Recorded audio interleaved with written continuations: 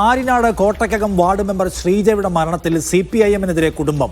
CPM പ്രതിഷേധത്തിൽ ശ്രീജയെ വ്യക്തിയധിക്ഷേപം നടത്തിയെന്നാണ് ഭർത്താവ് ജയകുമാർ പറയുന്നത്. ശ്രീജയ്ക്കുള്ള സാമ്പത്തിക ബാധ്യതയെ CPM രാഷ്ട്രീയമായി ദുരുപയോഗം ചെയ്യുകയായിരുന്നുവെന്ന് കോൺഗ്രസും ആരോപിച്ചു. മൃതദേഹം കാണാനെത്തിയ G Stephen MLA Aryanad circle ഇൻസ്പെക്ടറെയും കോൺഗ്രസ് പ്രവർത്തകർ തടയുകയും ചെയ്തിരുന്നു. ഇന്നലെ ഇവരെ യോഗം പലവരും വിളിച്ചു പറഞ്ഞ് കേട്ടാണ് അവൾ ഇന്ന് ആത്മഹത്യ ചെയ്തത്. അതിനകത്തുണ്ടായിരുന്ന ആൾക്കാരാണ് വിളിച്ചു പറഞ്ഞത്. ഇതേപോലെ പഞ്ചായത്ത് പ്രസിഡന്റ്, മുൻ പഞ്ചായത്ത് മെമ്പറായിരുന്ന ജിജി കേശവൻ, പിന്നെ കുടുംബശ്രീ സുനിത, പിന്നെ മഹേഷ് എന്ന് വിളിക്കുന്ന പപ്സ് കുട്ടൻ, ഇവരെല്ലാം ആക്ഷേപിച്ചെന്ന് വെച്ചാൽ റോട്ടി ഇറങ്ങി ഇവർ പെണ്ണിന് നടക്കാൻ പറ്റാത്ത രീതിയിലാണ് സംസാരിച്ചതും പ്രവർത്തിച്ചതും.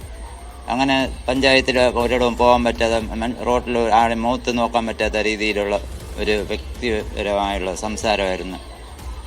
അത് അങ്ങനെയാണ് ഇവളിത് കയറി ചെയ്തത്. ഇന്നലെ രാത്രി മുതൽ ഭയങ്കര കരച്ചിലും വിളിയും, റോട്ടി ഇറങ്ങാൻ പറ്റില്ല, മക്കളെ മുഖത്ത് നോക്കാൻ പറ്റില്ല എന്ന് പറഞ്ഞിട്ടൊക്കെ ഭയങ്കര ഇതായിരുന്നു. ഇന്ന് നേരം മുഴുവൻ ഞാൻ ജോലിക്ക് പോകുന്നവരും കരച്ചിലായിരുന്നു. കുറച്ച് സാമ്പത്തിക ബാധ്യത വന്നിട്ടുണ്ട് എന്നുള്ളത് സത്യമാണ്. കാര്യം സാമ്പത്തിക ബാധ്യത വന്നെന്ന് പറഞ്ഞാൽ രണ്ടാമത്തെ മകളുടെ വിവാഹമായിട്ട് ബന്ധപ്പെട്ടുകൊണ്ട് ഏകദേശം ഒരു 10 ലക്ഷം രൂപ ഇതിൽ ചില വട്ടിപ്പലിശയ്ക്ക് ഉൾപ്പെടെ എടുത്തിട്ടുണ്ട്. ആ വട്ടിപ്പലിശയ്ക്ക് എടുത്ത ആൾക്കാർ ഉൾപ്പെടെ കറക്റ്റായിട്ട് പലിശ കൊടുത്തുകൊണ്ടിരുന്ന് പലവരെയും നിന്നും വാങ്ങിച്ചു കൊടുത്തുകൊണ്ടിരുന്നത് ഏകദേശം ഒരു 20-22 ലക്ഷം രൂപയോളം ബാധ്യതയുള്ളതായിട്ടാണ് നമുക്ക് അറിയാൻ കഴിയുന്നത്.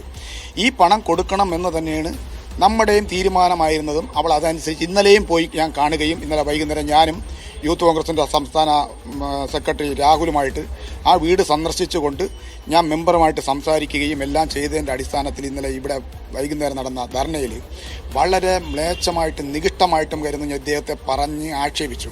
ഇത് കുറച്ച് കഴിഞ്ഞ് ഞാനും കരുതുന്ന ഇവിടെ വന്ന് കരുതുന്ന ഞാൻ കേട്ടതാണ്. ഇത് എനിക്ക് തോന്നുന്നത് ഇത് രാഷ്ട്രീയ വൈരാഗ്യമായിട്ട് എടുത്തത്. കാര്യം ഒരു വ്യക്തികളെ നിന്നാണ് പൈസ വാങ്ങിച്ചത്. ഏതെങ്കിലും സ്ഥാപനത്തിൽ നിന്നിട്ട് കൈയിട്ട് വാരി പണം എടുത്തിട്ടില്ല. ഏതെങ്കിലും കഴിഞ്ഞു കഴിഞ്ഞാൽ ഒരു സ്ഥാപനത്തിൽ നിന്ന് കൊള്ളയടിക്കുക ചെയ്തിട്ടില്ല. സാമ്പത്തികമായിട്ട് ബാധ്യത വന്നപ്പോൾ കൈനീട്ടി വാങ്ങിച്ചിട്ടുണ്ട്. അത് കൊടുക്കാനുമുണ്ട്, കൊടുക്കാനില്ല എന്ന് നമ്മൾ പറയുന്നില്ല. പക്ഷേ ആ പണം ഈ വരുന്ന 30-ാം തീയതിക്കകത്ത് കൊടുക്കാനുള്ള നടപടി സ്വീകരിച്ചു എന്നുള്ളതാണ് സത്യം.